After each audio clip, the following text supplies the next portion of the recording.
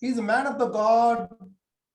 I think about he's a man of the God. All servants of the God, and leaders and pastors, and my loving cardinal, and all spiritual leaders.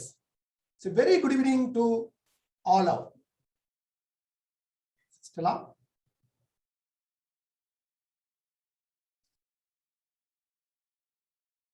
நல்ல வாழை பொழுதிலும் கூட இந்த பிரயார் சமிட்டில் அமர்ந்திருக்கின்ற வந்திருக்கின்ற உங்கள் யாவரையும் இலங்கை மண்ணிலிருந்து வாழ்த்தி வரவேற்கின்றேன்.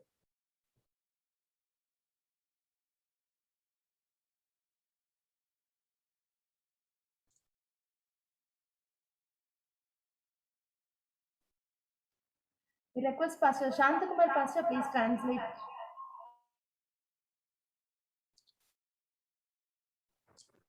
உங்களோட மைக் ஒரு காசு திரும்ப பாருங்க.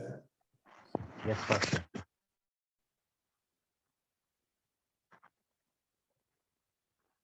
Praise the Lord. Can you hear me? Yes, Pastor. Yes, Pastor. Stella? Yeah, I can hear you. Yeah, we can hear, Pastor. Okay. Double voice வருது.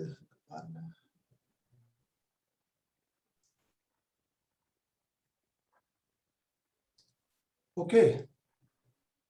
Yes.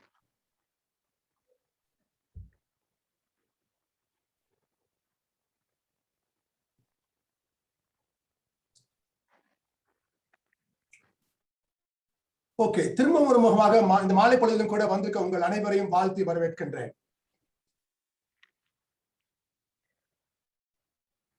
I greet one and all who are gathered here this evening in this Zoom meeting. எத்தனை பேர் சந்தோஷமா இருக்கிறீங்க?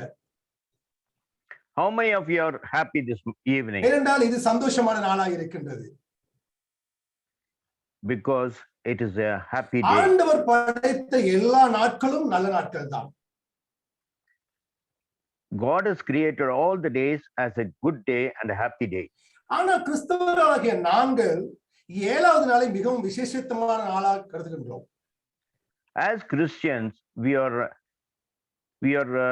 abiding this day as a special day for the Lord. ஏனென்றால் அது ஆண்டவருக்குரிய நாளாக இருக்கின்றது. Because it belongs to the Lord. ஆண்டவருக்கு என்ற நாளை நாம் வீணடிக்காத வண்ணம் ஆண்டவருக்கு கொடுத்த நாளை நாம் ஆண்டவருக்காக பாவிக்க வேண்டும். Because it has been given by God, it belongs to Lord, and we should celebrate on this day. நீங்கள் அப்படி வீணாய் செலவழிப்பீர்கள் ஆனால் ஆண்டவர் அந்த நாளை திருப்பி உங்களுக்கு தர மாட்டார். If you waste this day for the Lord, God will not give this day again to you. திரும்பவும் ஒரு முகமாய் இந்த பிரேயர் சமிட்டில் வந்திருக்க உங்கள் அனைவரையும் ஆண்டவருடைய வார்த்தையை நீங்கள் இங்கு கேட்க போகிறீர்கள். I welcome all of you who are gathered here this evening. Through the word of God, you will be blessed. இதுவரை என்ன நோக்கத்தோடு நீங்கள் அமர்ந்திருந்தீர்கள் என்பது எனக்கு தெரியாது, ஆனால் படைத்த ஆண்டவருக்கு தெரியும். ஆனால் இனிமேல் இந்த நேரம் இருந்து முடிக்கும் தருவாய் வரை ஆண்டவர் உங்களை தொட்டு சுகமாக்கி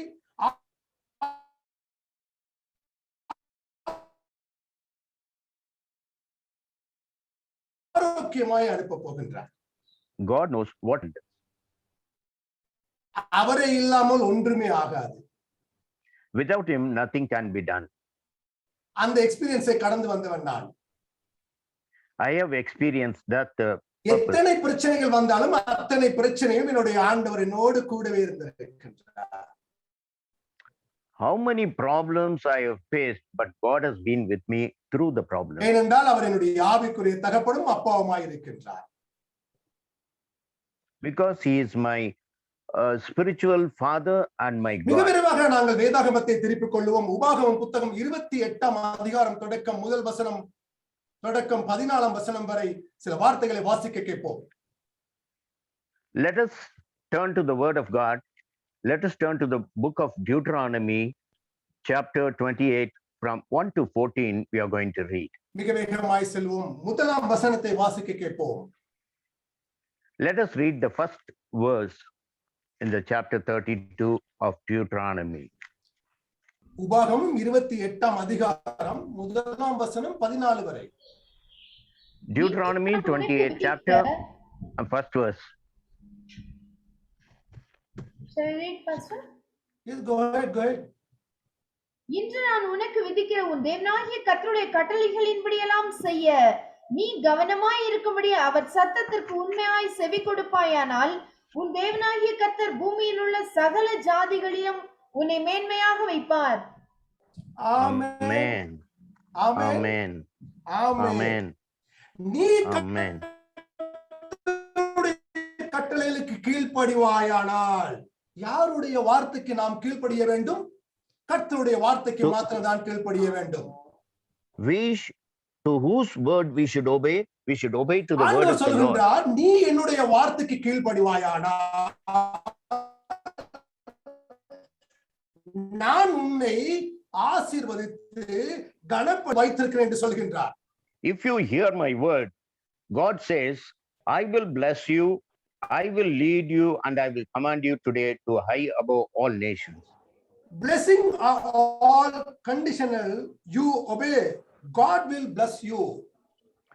ஆண்டவர் கொடுக்கிற வார்த்தையின்படி நாம் செயல்படும் போது கர்த்தர் நம்மை ஆசீர்வதிக்கிறார். அதே வசனத்தில் 2வது வசனம் இப்படிதான் சொல்லுகின்றது. In the same verse, second நீ portion, கர்த்தருடைய சத்தத்துக்கு செவி கொடுக்க வேண்டும், அப்பொழுது கர்த்தர் உன்னை மேன்மையாய் வைப்பார். When you hear the voice of the Lord, he will keep you high above. நாம் இன்று பலருடைய சத்தத்துக்கு செவி மடுக்கின்றோம். அந்த மனிதனுடைய சத்தத்துக்கு வழி கொடுக்கின்றோம், இந்த மனிதனுடைய சத்தத்துக்கு வழி கொடுக்கின்றோம், அவர் பெரியவர் என்று சொல்லி அவருடைய சத்தத்துக்கு வழி கொடுக்கின்றோம்.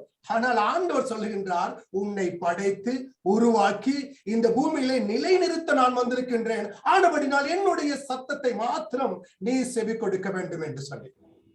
We listen to many people's word, this man's word and that man's word, and we listen to many people's word, but God says, you listen to my word. ஏனென்றால் அவருடைய வார்த்தையை மாத்திரம் நாம் செவி கொடுக்க வேண்டும். Because we have to listen to God's word only. 2வது வசனத்தை வாசிப்போம். Let us read the second verse. நீ உன் தேவனாகிய And all these கர்த்தருக்கு blessings, செவி கொடுக்கும்போது இப்பொழுது சொல்லப்படும் ஆசீர்வாதங்கள் எல்லாம் உன்மேல் வந்து உனக்கு பலிக்கும்.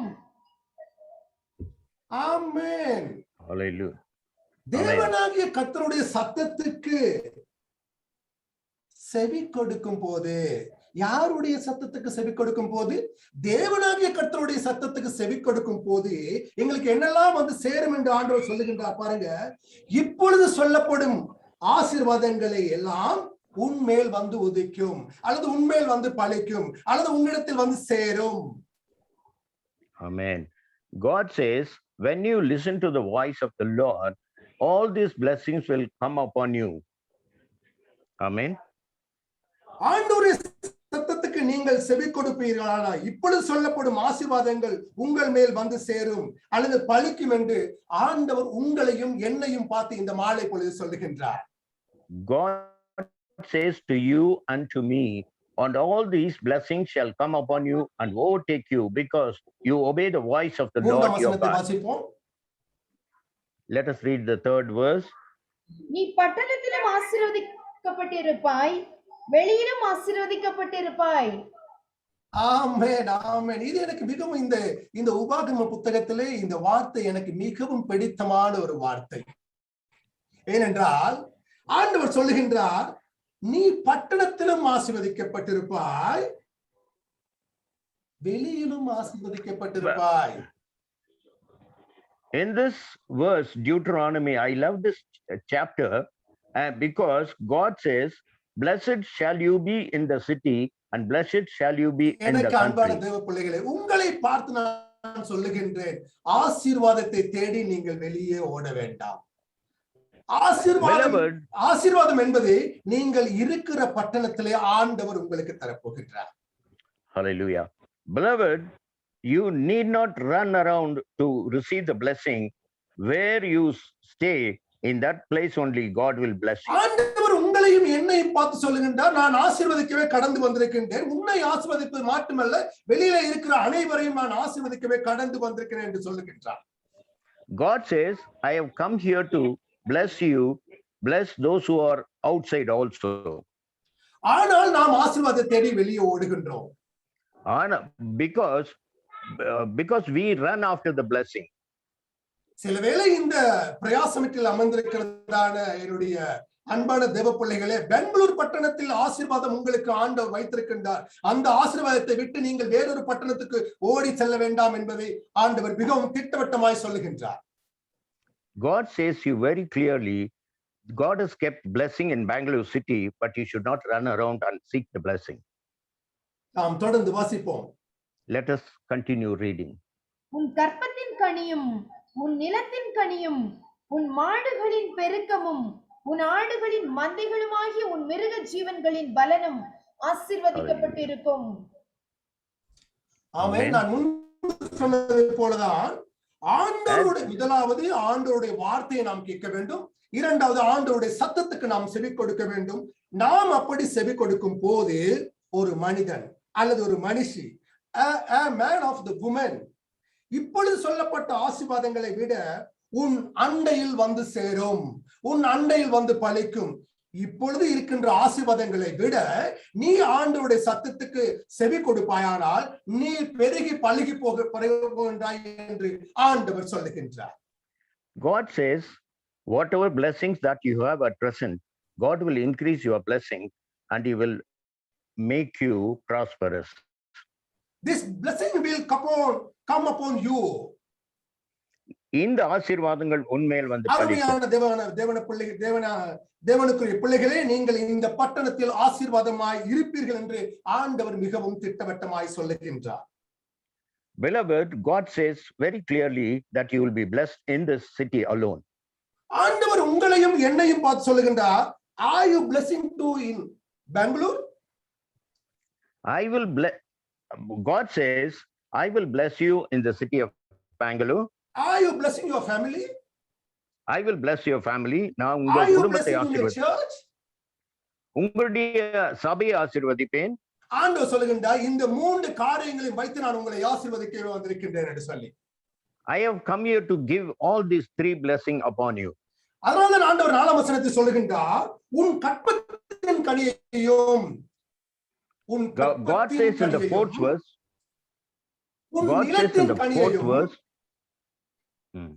உன் மாடுகளின் பெருக்கமும் உன் ஆடுகளின் மந்தைகளாகிய உன் மிருக ஜீவன்களையும் பலனையும் ஆசீர்வதிக்கப்பட்டிருக்கின்றாய்.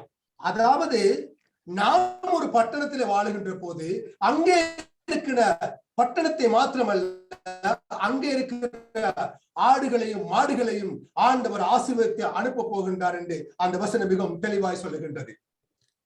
This word, fourth verse, it says, blessed shall be the fruit of your body, the produce of your ground, and the increase of your herds, the increase of your cattle, and the offspring of your flocks. God says that He will bless not only you, He will bless the things that is in the city, and you will be a blessing. ஆசீர்வாதமாய் இருப்பார்கள்.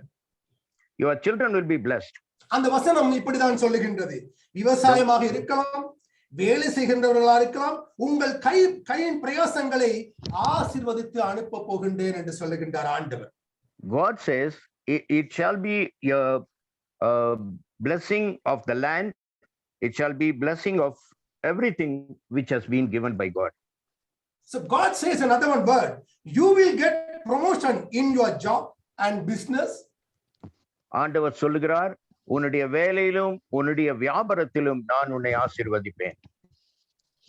Go from the 5 ஐந்தாவது வசனத்தை வாசிப்போம். ஐந்தாம் வசனம். Let us read the 5th verse. மாப்பிசைகிற உன் தொட்டியும் ஆசீர்வதிக்கப்பட்டிருக்கும். திரும்ப வாசிப்போம். உன் கூடையும் மாப்பிசைகிற உன் தொட்டியும் ஆசீர்வதிக்கப்பட்டிருக்கும். ஆண்டவர் சொல்லுகின்றார், God says, இந்த வார்த்தை நிமித்தம், because of this word, உன் களஞ்சியங்களை நான் பெருக பண்ண போகின்றேன், உன் களஞ்சியங்கள் நிரம்பி வழியத்தக்கதாய் நான் உன்னை ஆசீர்வதித்து உன் களஞ்சியங்களை நிரப்பி அனுப்ப போகின்றேன் என்று சொல்லுகின்றார். He says he is going to fill your basket and your kneading bowl. ஆண்டவர் சொல்லுகின்றார், உழைக்கும் கரங்களை கர்த்தருக்கு முன்பதாய் நீங்கள் எல்லோரும் பரலோகத்துக்கு நேராய் தூக்கி பிடியுங்கள், கர்த்தர் உங்கள் கரங்களை உயர்த்துவார் என்று சொல்லுகின்றார். Lift your hands to the heaven and God will bless your hands above. Hallelujah. Hallelujah. 6வது வசனத்தை வாசிப்போம். Let us read the 6th verse. நீ வருகையிலும் ஆசீர்வதிக்கப்பட்டிருப்பாய், நீ போகையிலும் ஆசீர்வதிக்கப்பட்டிருப்பாய்.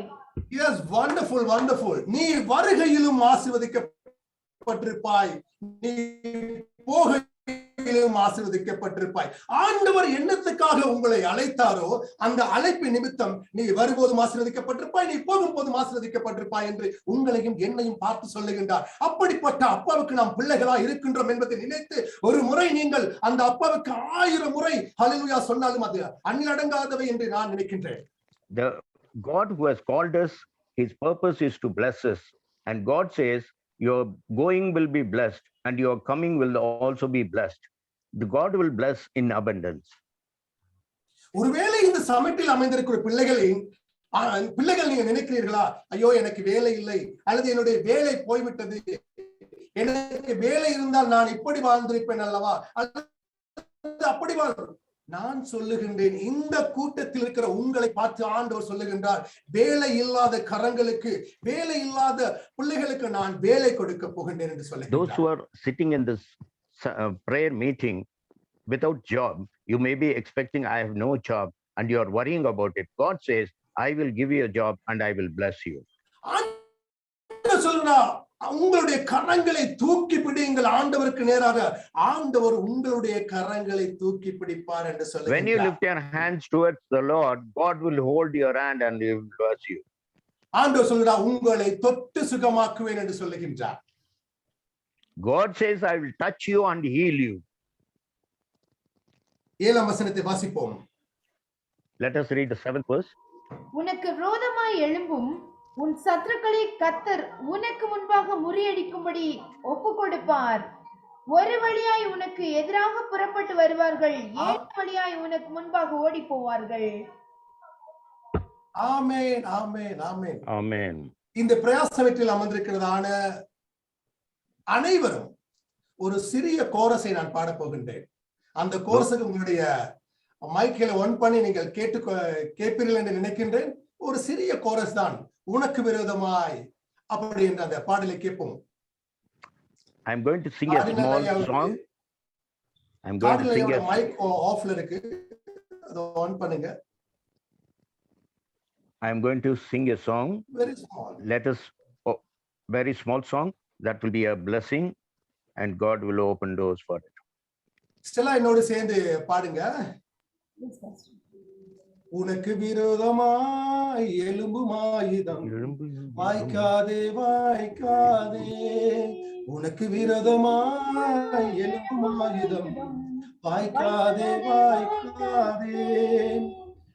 ஒரு வழியாய் வருவான் எதிரி 7 வழியாய் ஓடுவான், ஒரு வழியாய் வருவான் எதிரி 7 வழியாய் ஓடுவான். நீ வெட்கப்பட்டு போவதில்லை, நீ வெட்கப்பட்டு போவதில்லை, நீ வெட்கப்பட்டு போவதில்லை, நீ வெட்கப்பட்டு போவதில்லை. உனக்கு விரோதமாய் எழும்பும் ஆயுதம் வாய்க்காதே வாய்க்காதே, உனக்கு விரோதமாய் எழும்பும் ஆயுதம் வாய்க்காதே வாய்க்காதே, உனக்கு விரோதமாய் எழும்பும் ஆயுதம் வாய்க்காதே வாய்க்காதே. ஒரு வழியாய் ஓடுவான் எதிரி 7 வழியாய் இரும்புவான், ஒரு வழியாய் ஓடுவான் எதிரி 7 வழியாய் இரும்புவான். நீர் வெட்கப்பட்டு போவதில்லை, நீ வெட்கப்பட்டு போவதில்லை, நீ வெட்கப்பட்டு போவதில்லை, நீர் வெட்கப்பட்டு போவதில்லை. உனக்கு விரோதமாய் எழும்பும் ஆயுதம் வாய்க்காதே வாய்க்காதே. ஆமென். ஆண்டவர் சொல்லுகின்றார், உனக்கு உங்களுக்கும் எனக்கும் விரோதமாய் எழும்பும் ஆயுதம் வாய்க்கவே வாய்க்காது என்று சொல்லி. God says, the weapon that is formed நாங்கள் against you திருப்பிக் கொள்வோம். will not ஏசாயா prosper. 55ஆம் அதிகாரம் 17ஆம் வசனத்தை வாசிப்போம். Let us read Isaiah 5th chapter 17th verse.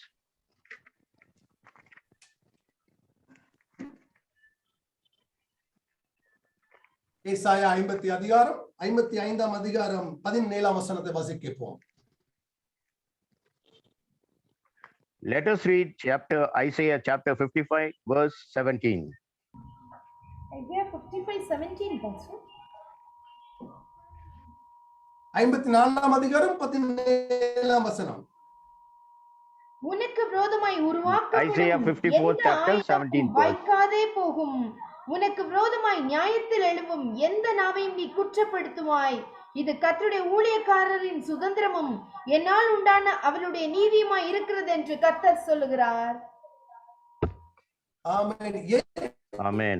எந்த நாவை நீ குற்றப்படுத்துவாய். இது ஆண்டவருடைய நாவாய் இருக்கிறபடினால் அந்த நாவை நீ குற்றப்படுத்துவாய் இருந்தால் ஆண்டவர் உங்களை பார்த்து சொல்லுகின்றார். சுதந்திரம் என்னாலானது அவருடைய இருக்கும் கர்த்தர் சொல்லுகிறார். அந்த நாவை God says, no weapon formed against you shall prosper, and every tongue which rises against you in the judgment you shall. விரோதமான வார்த்தைகளை குறித்து அல்லது என்னை இப்படி சொல்லிவிட்டார்கள், நான் செய்கின்ற ஊழியத்துக்கு விரோதமாக ஏதாவது செஞ்சுவிட்டார்கள் என்று யாரும் கவலைப்பட வேண்டாம். You need not worry about people talking about your ministry and about you. They may be against you and they will talking unworthy words about you. கர்த்தர் சொல்லுகின்றார், உங்களுக்கும் எனக்கும் விரோதமாய் வேறொருவன் திட்டம் தீட்டி வைத்திருந்தால் கூட அது முறியடிக்கப்படும் என்று சொல்லுகின்றார். Whatever the enemy or the other person will stand against you, but God will fight for you. எனக்கு அன்பான தேவ பிள்ளைகளே, My உங்களை loving பார்த்து children, ஆண்டவர் இந்த மாலை பொழுது சொல்லுகின்றார், God says in this evening, நீர் ஆண்டவருடைய வார்த்தைக்கு மாத்திரம் கீழ்ப்படிந்து அவருடைய வார்த்தைக்கு மாத்திரம் செவி கொடுப்பாயானால் ஆண்டவர் உன்னை நீ இருக்கிற தேசத்திலே இருக்கிற பட்டணத்திலே ஆண்டவருடைய வார்த்தை மாத்திரம் நீ செவி கொடுப்பாயானால் உன்னுடைய கரத்தை உயர்த்தி பிடிப்பேன் என்று சொல்லுகின்றார்.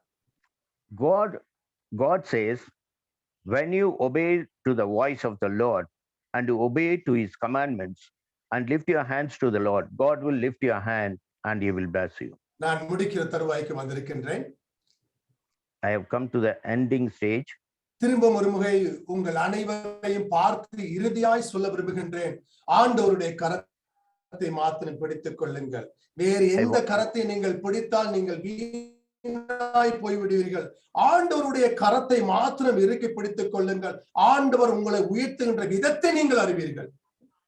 I want to say once again, you hold on to the Lord's hand. Lift your hand and hold on to the Lord. If you hold on to others, it will be in vain. When you hold on to the Lord, he will lift you up. ஏனென்றால் அப்படிப்பட்ட எக்ஸ்பீரியன்ஸை தாண்டி வந்தவன் நான். I have come across that kind of experience. நான் ஆண்டவருடைய வார்த்தையை உயர்த்தி பிடித்திருக்கிறபடினால், நான் ஆண்டவரை சார்ந்திருக்கிறபடினால் ஆண்டவர் என்னை இந்த தேசத்திலே உயர்த்தி வைத்திருக்கின்றார்.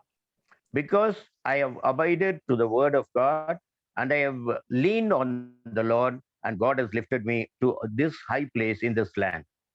எனக்கு அன்பான தேவனுடைய பிள்ளைகளே, நான் உங்களை பார்த்து சொல்லுகின்றேன், ஆண்டவரை மாத்திரம் நீங்கள் பிடித்துக் கொள்ளுங்கள். ஆண்டவர் தான் உங்களை உயர்த்துவார், ஆண்டவர் தான் உங்களை மெருகூட்டுவார், ஆண்டவர் தான் உங்களை இந்த பூமியிலே எடுத்து வளர்த்து உங்களை பேச சொல்லி அழைத்திருக்கின்றார்.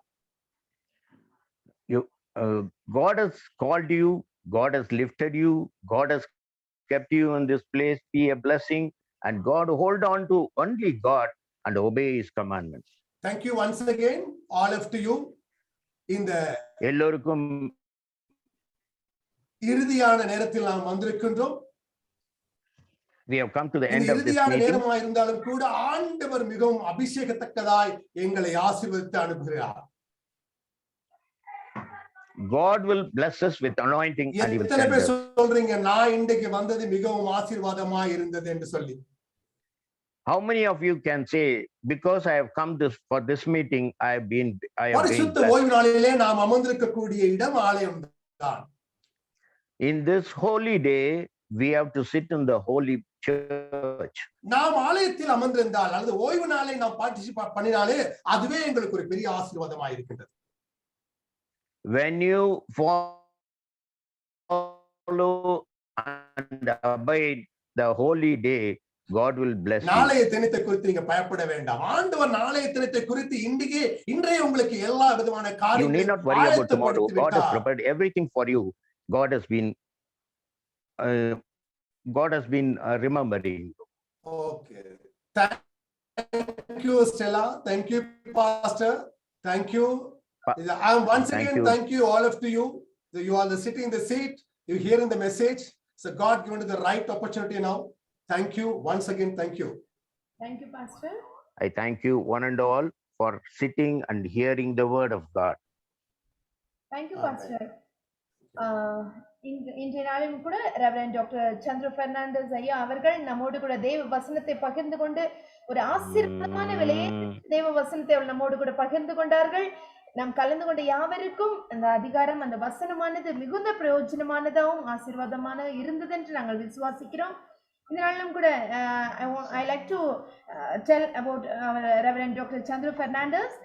He is a chairman of Sri Lanka Christian Development Forum for coordinating secretary the religious affairs to His Excellency Honorable Prime Minister of Sri Lanka. So அவர்கள் ஸ்ரீலங்கா பிரைம் மினிஸ்டரோடு கூட மதசார் சம்பந்தமான எல்லா காரியங்களிலும் அவர்கள் ஸ்ரீலங்கா தேசத்தின் முக்கியமான பொறுப்புகளில் இருந்து கொண்டு தேவனுடைய ஊழியத்தை நிறைவேற்றி கொண்டிருப்பது எங்களுக்கு மிகுந்த சந்தோஷம். இதனாலும் அவர்கள் நம்மோடு கூட தேவ செய்தியை பகிர்ந்து கொண்டு ஆசீர்வாதமான தேவ வார்த்தைகளை நமக்கு கொடுத்தது எங்களுக்கு மிகுந்த சந்தோஷமான நாள். தேவன் இந்த நாள் எங்களுக்கு ஆசீர்வாதமாய் கொடுத்ததற்காக தேவனுக்கு நாங்கள் நன்றி செலுத்துகிறோம். ஐயா அவர்களுக்கும் எங்களுடைய மனமார்ந்த நன்றிகளை தெரிவித்துக் கொள்கிறோம். நாங்கள் மிகவும் உங்களுக்கு நாங்கள் நன்றி செலுத்துகிறோம். தொடர்ந்து எங்களுடைய ஜூம் கான்ஃபரன்ஸில் நீங்கள் கலந்து கொண்டு நீங்கள் அவ்வப்போது எங்களுக்கு தேவனுடைய செய்தி அளிக்கும்படி மிகவும் பணிவுடன் கேட்டுக்கொள்கிறோம். எங்கள் ஊழியர்களுக்காக ஜெபிக்கும்படியாக நாங்கள் மிகவும் அன்புடன் கேட்டுக்கொள்கிறோம். பாஸ்டர். இப்பொழுதும் கூட பாஸ்டர் கிறிஸ்டோபர் அவர்கள் நம்மோடு கூட இருக்கிறார்கள். ஸ்ரீலங்கா தேசத்திலிருந்து அவர்கள் நம்மோடு கூட கலந்து கொண்டு அவர்கள் அந்த கடைசி ஜெபத்தை நமக்கு ஏறெடுப்பார்கள். Yes, wonderful. Thank you. I request Pastor Christopher, Pastor, please do the final prayer.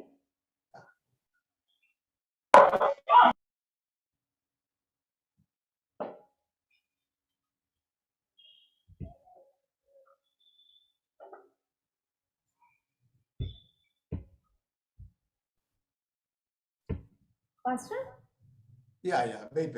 He is on the way. Mic கேக்குது இல்ல? Pastor, mic unmute பண்ணுங்க. Okay. Thank you. Yeah.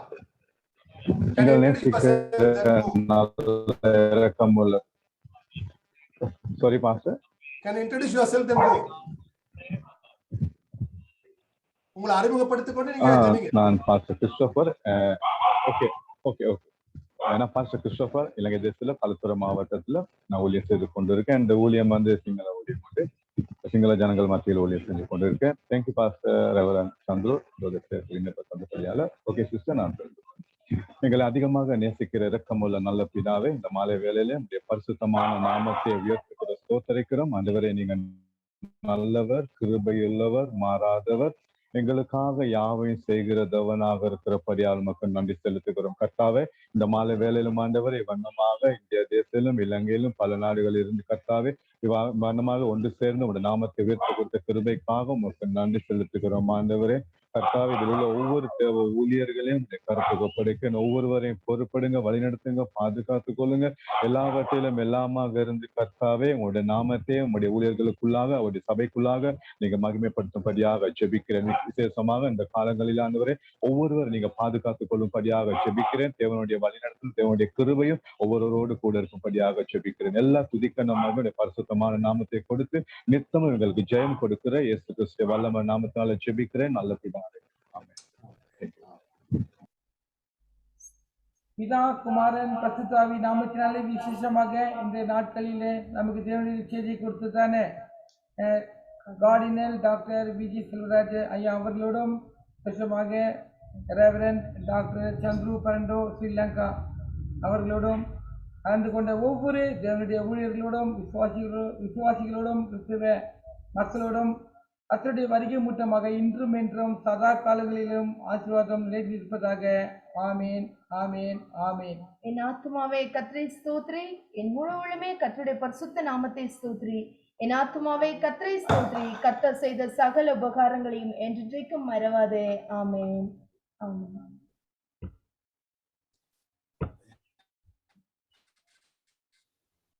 Thank you.